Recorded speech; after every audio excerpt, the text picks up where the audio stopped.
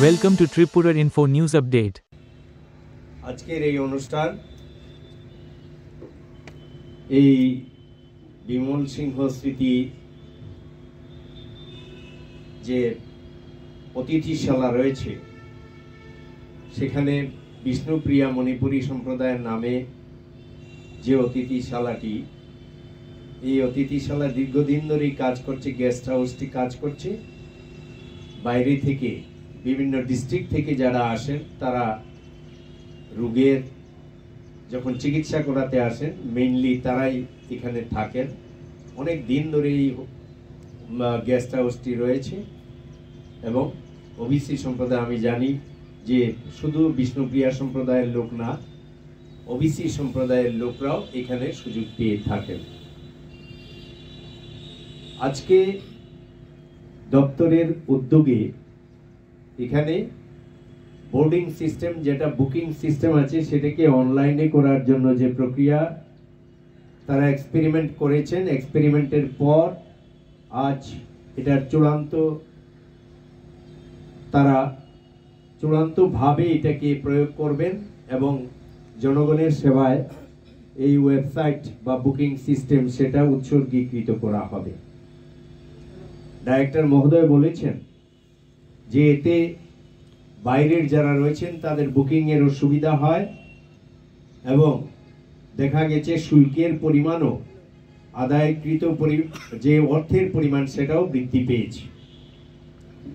আমরা আশা করব আজকের এই যে প্রচেষ্টা boarding system online booking system সেটা প্রপার ওয়েবসাইটের মাধ্যমে মেনটেন্যান্স যথারীতি চালিয়ে যাতে ওয়েবসাইটটি বুকিং সিস্টেমটি সর্বদা চালু থাকে সেজন্য দপ্তর প্রয়াসী হবে।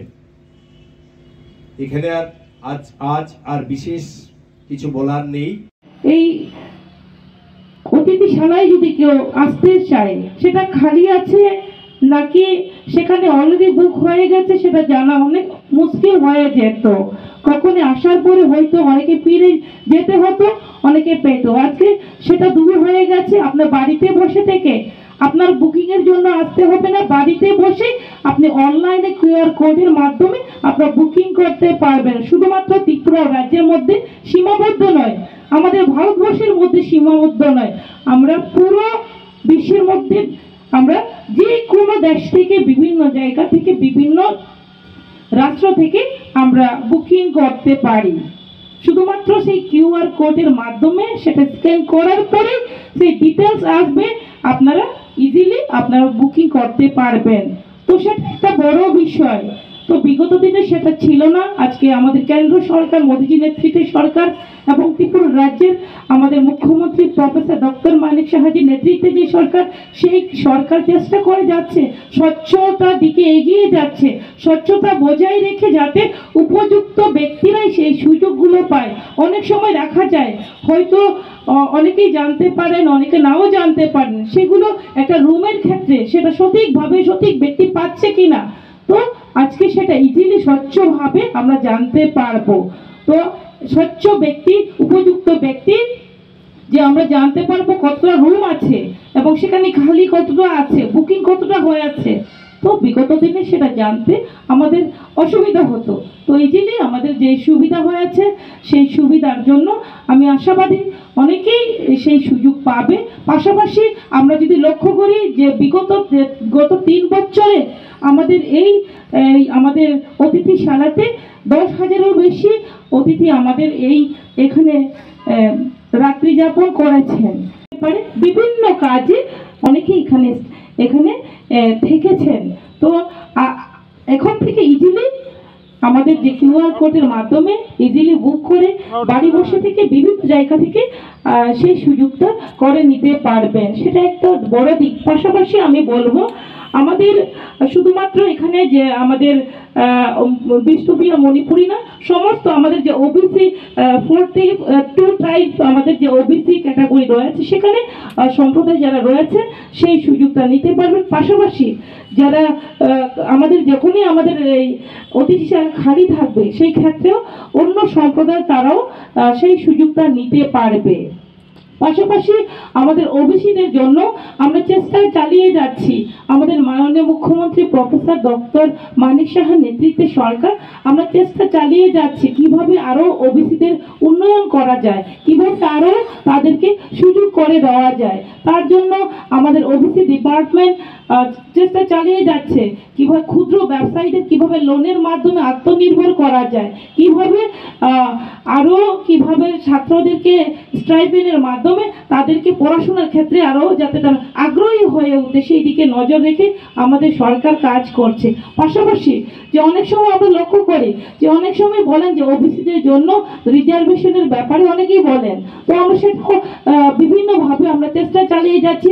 বিভিন্ন অভিজ্ঞ ব্যক্তির সঙ্গে কথা বলছি, অতিথি অনেকে যারা আছেন তাদের সঙ্গে আমরা কথা বলছি কিভাবে সেই কোনো ব্যবস্থা করা যায় কিনা, তাদের সেই সুযোগ তাদের জন্য করা যায় কিনা সেই ব্যবস্থাও আমরা সেই পদ্ধতিতে কি করা যায়, কিভাবে করা যেতে পারে সেই দিকেও আমরা চেষ্টা চালিয়ে যাচ্ছি।